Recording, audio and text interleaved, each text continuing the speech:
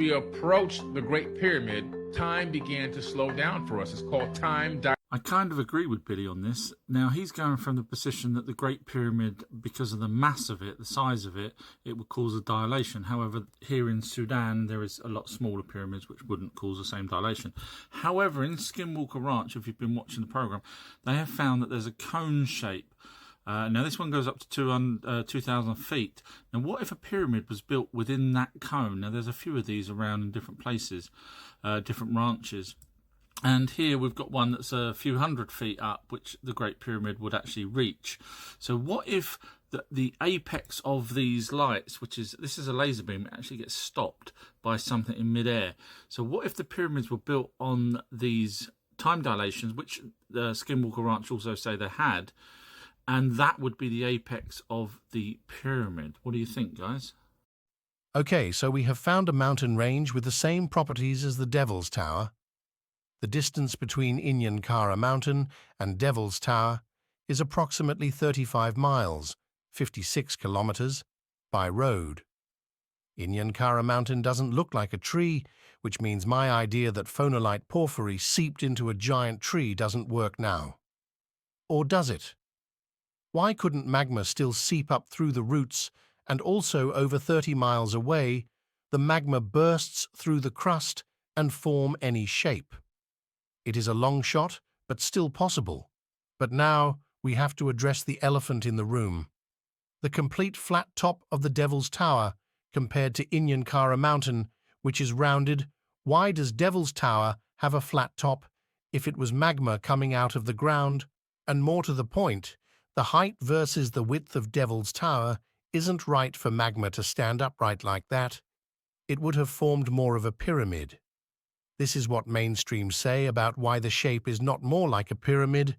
The formation of Devil's Tower involved magma solidifying underground and subsequent erosion, exposing the hardened magma. The shape of the tower, with its relatively straight sides and flat top, reflects the pattern of cooling and contraction of the magma, leading to the columnar jointing. That's a pretty weak excuse if you ask me, saying it may have formed underground. Well, then I can say it may well have been a tree. Normally, a magma formation looks like a volcano, wide at the base, because the magma goes and then comes down, forming a wider layer at the bottom. My next question would be, is there any other magma outbursts that formed like Devil's Tower but smaller? There is a place called Shiprock. Located in New Mexico, Shiprock is a volcanic neck or plug that forms.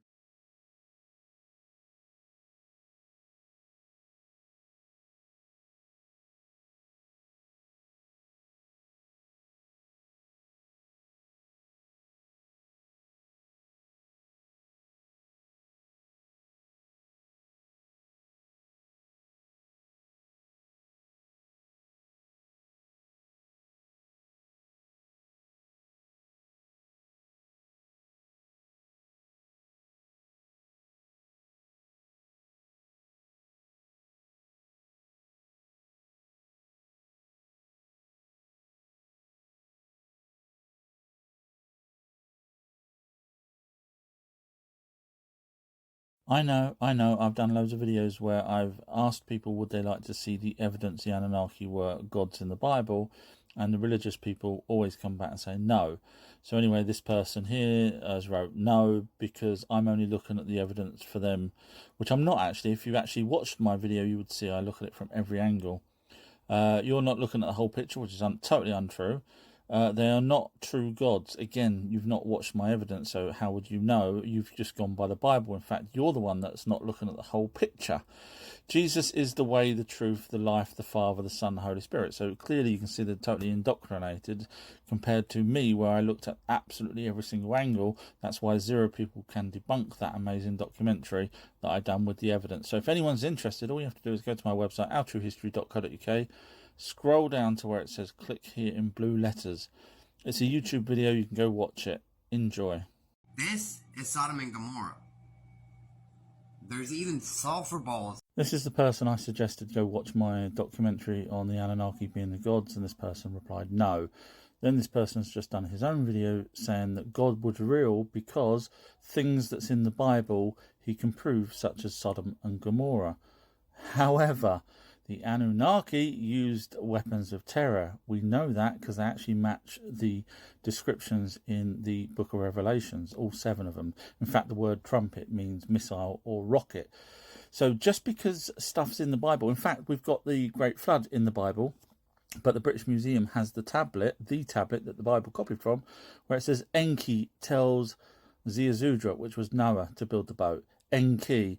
So where you're quoting stuff from the Bible, you're actually really just backing up everything that I'm saying. If only you'd watched my video, you would have saved all this aggro. Wrong. So there's some people out there that say that they can read Sumerian cuneiform, and all the other people that's been translated it for over 200 years are completely and utterly wrong.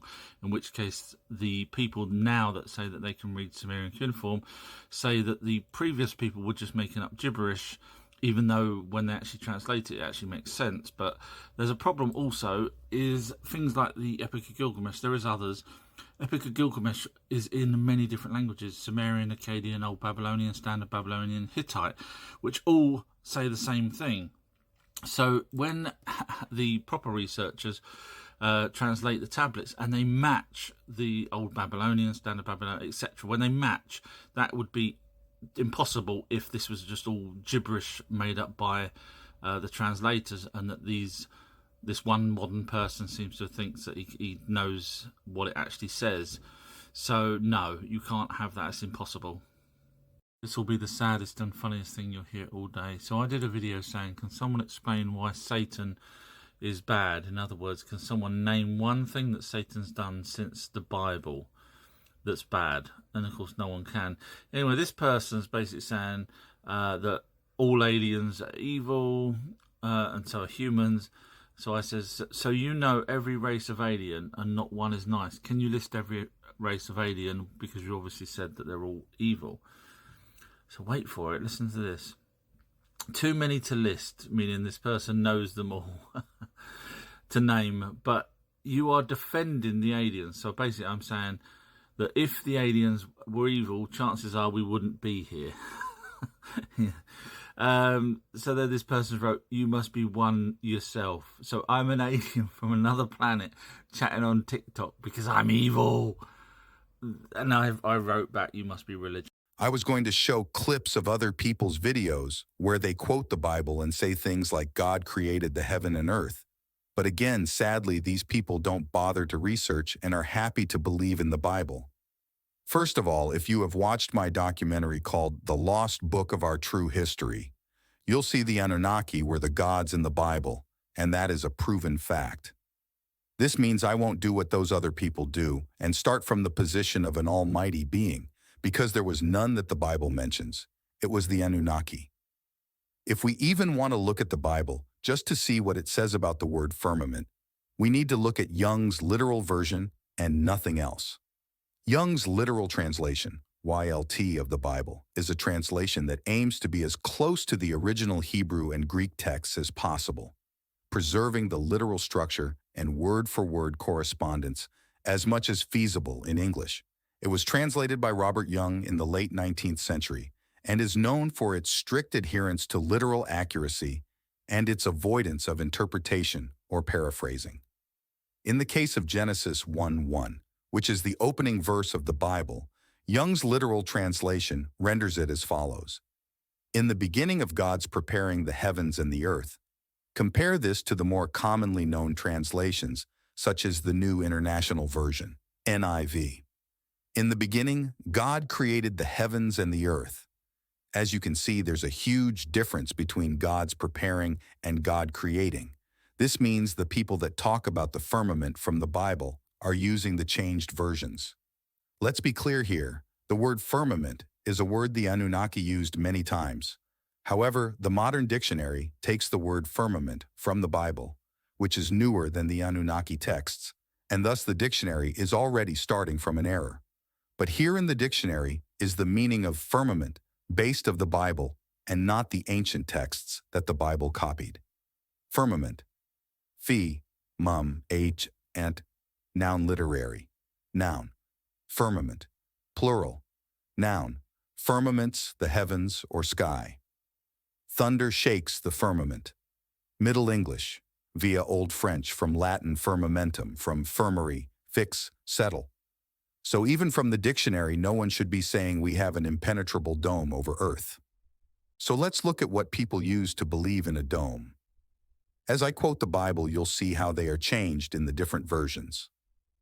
In the Bible, the term firmament appears specifically in Genesis 1:6-8 in the King James Version, KJV. However, in other translations like the New International Version, NIV, and the English Standard Version, ESV, the word firmament is not used. Instead, they use vault and expanse, respectively, to translate the same Hebrew word. So, in terms of the exact word firmament, it only appears in Genesis 1:6-8 in the KJV. And God said, "Let there be a firmament in the midst of the waters, and let it divide the waters from the waters."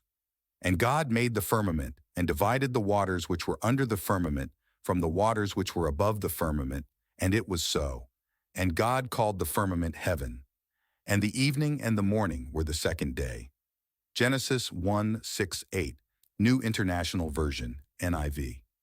And God said, "Let there be a vault between the waters to separate water from water." So God made the vault and separated the water under the vault from the water above it. And it was so.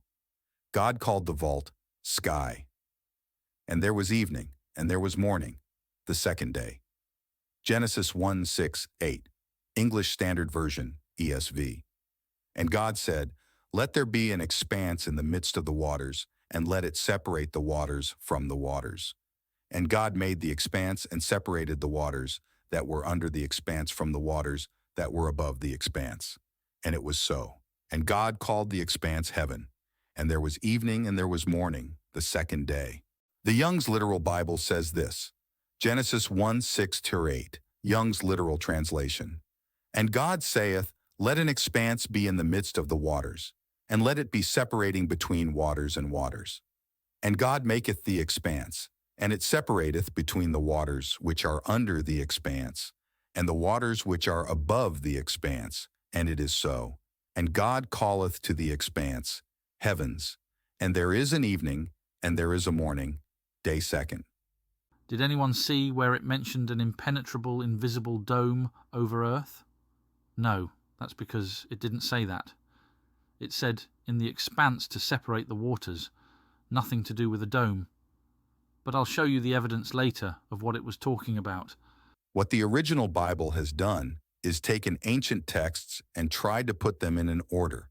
For example, in examining ancient texts such as the Bible and the Sumerian Eridu Genesis, intriguing disparities emerge regarding the origin and creation of humanity. The Bible, revered by Judaism, Christianity, and Islam, presents a creation narrative in the book of Genesis, where humans, Adam and Eve, are fashioned by God on the sixth day of creation. This account forms a cornerstone of Abrahamic faiths, conveying theological truths about the divine origin of humanity and its relationship with the Creator. In contrast, the Sumerian Eridu Genesis offers a distinctly different perspective. Originating from ancient Mesopotamia, this text recounts how the gods Enki and Ninmah created humanity after a prolonged... To watch the full long documentary and see how the firmament is proven to be something else other than a solid dome, please visit ourtruehistory.co.uk. You'll find over 1,000 videos that answer the many mysteries that you thought will never be solved. The Norse god frost giant, I've now got even more evidence that proves I'm right. So I've said that the frost giant was a planet called Tiamat that got broken up. And I show this with evidence, but the evidence to show that the planet Tiamat got broken up is in the Columbia University. There's 14 tablets.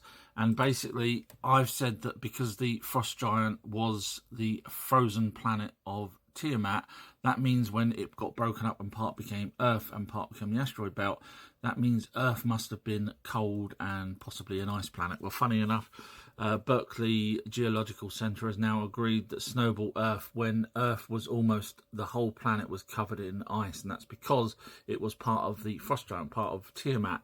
And so if you want to learn any more of this stuff, I always show evidence. So you can actually watch the documentaries on this, long documentaries, as well as many other things that I've solved that no one else has solved, 10 Plagues of Egypt. We have de-evolved, everybody. So this person's replying to a post I'd done on another video where I said that we have the tablets in the Columbia University where Enki tells the other Anunnaki that on the seventh day, let this day be a day of rest.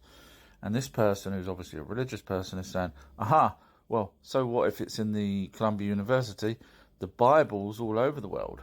So the Anunnaki wrote in clay tablets. They didn't have a printing machine, and there wasn't Anunnaki all over the planet. There was only, at any one time, 2,000 Anunnaki. Roll on to present day, we have printing machines that print the Bibles. And also, you do realise that the Bible that you're reading from is wrong. The only Bible you need to go to is the Young's Literal Translation, which says God's preparing heaven and earth, whereas your version says God created, which is wrong. So, we have de-evolved people. This person here has proved we are not as smart as we should be. We are de-evolving, and this is why people should follow me. On a serious note, you should, because I won't lie to you guys. So this silly person has said that the Book of Enoch is older by 15 centuries than the Sumerian tablets. However, the Sumerian tablets are the oldest civilized language we have. And so, but bottom line is, the Book of Enoch was written 2,800 years after the Sumerian tablets. And that's a fact. I don't know what this. Where do we go from here, everybody? Seriously, where do we go when you've got silly people? And I mean, I get them every single day that just make up stuff. And you know, this person's carrying on arguing with me in the background as well on the posts. Where do we go from here? We are de-evolving in logic and sensible reasoning, etc. It's just crazy. Oh, no wonder why they're depopulating us. You might want to share this. Anunnaki Gods versus the Bible God from our truehistory.co.uk. Anunnaki. The Anunnaki, a group of Sumerian gods, are considered as gods on earth. God of Israel. Yep, God. Anunnaki. The Sumerian gods inscribed their stories on tablets. The Bible is a record derived from those ancient tablets. Anunnaki. Sumerian gods like Enlil and Enki are depicted as immortal beings. God in the Bible. The God of the Bible is also portrayed as eternal and immortal. Enlil, a prominent deity in Sumerian mythology, is described as having a throne made of lapis lazuli. God in the Bible. In the book of Exodus, God is described as sitting on a throne of lapis lazuli. Exodus 24:10. Enlil is often referred to as the highest among the gods. God in the Bible, the God of the Bible is frequently referred to as the Most High, e.g. Psalm 83:18. Enlil allowed the flood to happen to destroy humanity. God in the Bible. In the Genesis account, God caused the flood to cleanse the world of human wickedness, Genesis 6:5-7. Enki, another Sumerian god, warned Ziusudra, or Utnapishtim, about the impending flood, enabling him to build a boat and survive. God in the Bible. God warned Noah about the flood and instructed him to build an ark to save himself, his family, and pairs of animals, Genesis 6:13-22. Anunnaki. Enki is credited with creating humans from clay in Sumerian texts. God in the Bible. In the Bible, God creates the first human, Adam, Adamu, from the dust of the ground, Genesis 2:7. Anunnaki. The Sumerian gods often convene in a council to make decisions, such as the decision to send the flood. God in the Bible. The Bible also depicts a divine council or assembly of heavenly beings, e.g. Psalm 82:1. Anunnaki. Centered in Mesopotamia. God of Israel. The Israelites were neighbors to Mesopotamian civilizations, with cultural and trade interactions between these regions. Yahweh. Yahweh has been providing evidence that he was Marduk, the Anunnaki. Anunnaki. The Sumerian gods, particularly Enlil, are associated with the sacred mountain Ekur. God in the Bible. God is often associated with sacred mountains, such as Mount Sinai, Exodus 19, and Mount Zion. I show evidence to all of this in documentaries on my website, ourtruehistory.co.uk. So apparently this guy, I don't know what his name is or where he's from, has had premonitions, and apparently, according to the locals, he is very good. And one of the premonitions, which made me interested, was he said something to do with lawless shoplifting, in other words, people stealing from shops.